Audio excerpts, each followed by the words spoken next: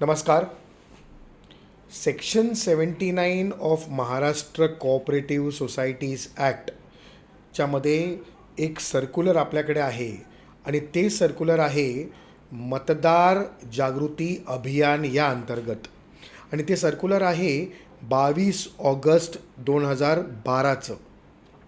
आणि त्या सर्क्युलरचं जी आहे ते प्रामुख्याने आपण ह्या निमित्ताने म्हणजे आपल्याकडे 15 जानेवारी 2026ला म्युन्सिपल कॉर्पोरेशन्सच्या ज्या इलेक्शन्स होणार आहेत त्यानिमित्त ते सर्क्युलरचं जो आहे ते विश्लेषण आपण इथे देण्याचा प्रयत्न करत आहोत.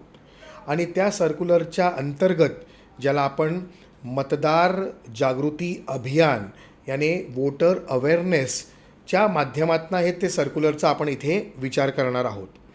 आणि ह्या सर्क्युलरच्या माध्यमातून असं सांगितलेलं आहे की आपल्या कोऑपरेटिव्ह हाऊसिंग सोसायटीचे जे चेअरमॅन आहेत, जे सेक्रेटरी आहेत, त्यांना बूथ लेवल व्हॉलेंटियर्स असं घोषित केलेलं आहे. आणि बूथ लेवल व्हॉलेंटियर्स म्हणजे मतदान केंद्रस्तरीय स्वयंसेवक असं त्याला आपण इंटरप्रिट करतो. आणि ह्या बूथ लेवल व्हॉलेंटियर्सचं कार्य काय आहे तर सर्वप्रथम कार्य जे आहे ते आपल्या सोसायटीमधनं आपल्याला सुरुवात करायची आहे. आणि आपल्या सोसायटीमध्ये आपल्याला ह्या सर्क्युलरचा जो भाग आपण इथे व्हिडिओच्या माध्यमातून पोस्ट करत आहोत त्याचे स्क्रीनशॉट्स किंवा त्याची जागृती जी आहे ती आपल्या मेंबर्सना करणं गरजेचं आहे. मग कशा पद्धतीने आपल्याला जनजागृती करायची आहे तर आपल्या सोसायटीच्या नोटीस बोर्डवरती हे सर्क्युलर जे आहे जे आपण आता इथे दिलेलं आहे ते तुम्ही तिथे पोस्ट करणं गरजेचं आहे. आणि त्या माध्यमातून आपल्या सर्व मेंबर्सना आपल्याला प्रेरित करायचं आहे, आपल्याला त्यांना एनकरेज करायचं आहे की that they should participate in the sed elections. म्हणजे जे आपल्याला 15 जानेवारी 2026ला जे इलेक्शन्स होणार आहेत म्युन्सिपल कॉर्पोरेशनचे त्यामध्ये सर्वांना पार्टिसिपेट करण्यासाठी आपल्याला एनकरेज करायचं आहे आपल्या कोऑपरेटिव्ह हाऊसिंग सोसायटीमधल्या सर्व मेंबर्स व त्यांच्या फॅमिलीला. आणि हे इलेक्शन्स कधी होणार आहेत तर मग इलेक्शन्स होणार आहेत 15 जानेवारी 2026ला सकाळी 7:30 वाजल्यापासून ते संध्याकाळी 5:30 वाजेपर्यंत. हा टायमिंग, ह्या डेट, गुरुवार हे सगळं आपल्याला आपल्या नोटीस बोर्डवरती स्पेसिफाय करायचं आहे.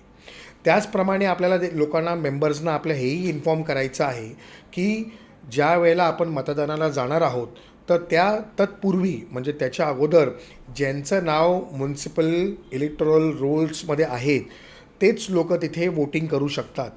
आणि मग वोटिंग करण्यासाठी त्यांचं असलेलं नाव, भाग क्रमांक किंवा मतदार केंद्राचं लोकेशन या सर्व इन्फॉर्मेशन्स जे आहेत ह्या मेंबर्सनी घेणं गरजेचं आहे. ह्या दृष्टिकोनातून आपल्याला त्यांना एनकरेज करायचं आहे आणि माहिती पुरवायची आहे. तसेच आपल्याला त्यांना हेही सांगायचं आहे की ज्या वेळेला मतदानाला सर्व मेंबर्स कोऑपरेटिव्ह हाऊसिंग सोसायटीचे जातील त्या वेळेला त्यांना वोटर आय डी, फोटो असलेला वोटर आय डीचा जो पुरावा आहे तो वोटर आय डी प्रूफ जे आहे ते सोबत बाळगणं गरजेचं आहे. तो voter I D proof is mandatory. जर कोणाकडे वोटर आय डी प्रूफ नसेल तर इतर 12 डॉक्युमेंट्स जे मान्यता दिलेली आहेत त्यापैकी प्रामुख्याने आपल्याला जर बघितलं तर आपले आधार कार्ड आहे, पॅन कार्ड आहे किंवा तुमचं ड्रायव्हिंग लायसन्स आहे किंवा तुमचे पासपोर्ट आहेत किंवा मनरेगाचं वोटर कार्ड आहे, मनरेगाचा आयडेंटिटी कार्ड आहे. अशा पद्धतीने जे डॉक्युमेंट्स आहेत ते तुम्ही घेऊन जाऊ शकता तिकडे. पण तुमचं आयडेंटिटी प्रूफ जे आहे ते आपल्यासोबत बाळगणं हे गरजेचं आहे. त्याचप्रमाणे अजून एक मेसेज इज इम्पॉर्टंट दॅट की mobile phones are not allowed in that particular location किंवा बूथवरती. तर त्यामुळे मोबाईल शक्यतो घेऊन जाऊ नये. आणि जर नेलं तर आपण तिथे सेफमध्ये बाहेर गाडीमध्ये म्हणा किंवा कोणाकडे तरी हँडओव्हर करून मग आपण आतमध्ये प्रवेश करावा. ही जी नियमावली आहे ही सर्व मेंबर्सना आणि त्यांच्या फॅमिलीला देणं गरजेचं आहे. आणि हे कार्य जे आहे ते बूथ लेवल व्हॉलेंटियर्स म्हणजे आपल्या सोसायटीमधल्या चेअरमॅन आणि सेक्रेटरीवरती सुपूर्त केलेलं आहे. त्याच अनुषंगाने पुढे जर आपण बघितलं तर प्रत्येक मतदाराला आपल्याला जे प्रेरित करायचं आहे तर त्याला हेही एनकरेज करायचं आहे की basically voting is a fundamental right. Article 19मध्ये fundamental right to speech and expression सांगितलेलं आहे. तर तो फंडामेंटल राईट आहे, एक्सप्रेशन करणं आहे. आणि त्याचप्रमाणे नुसता फंडामेंटल राईट नव्हे तर it is also a fundamental duty which is been enumerated in the Indian constitution under article 51 capital A. त्यामध्ये वोटिंग हे आपलं राईट जसं आहे तसंच ड्युटी देखील आहे, जी आपल्याला संविधानाने आपल्याला कास्ट केलेली आहे. तर याप्रमाणे आपण वोटिंगच्या वेळेला ह्या सर्व नियमावलींचं पालन करणं गरजेचं आहे.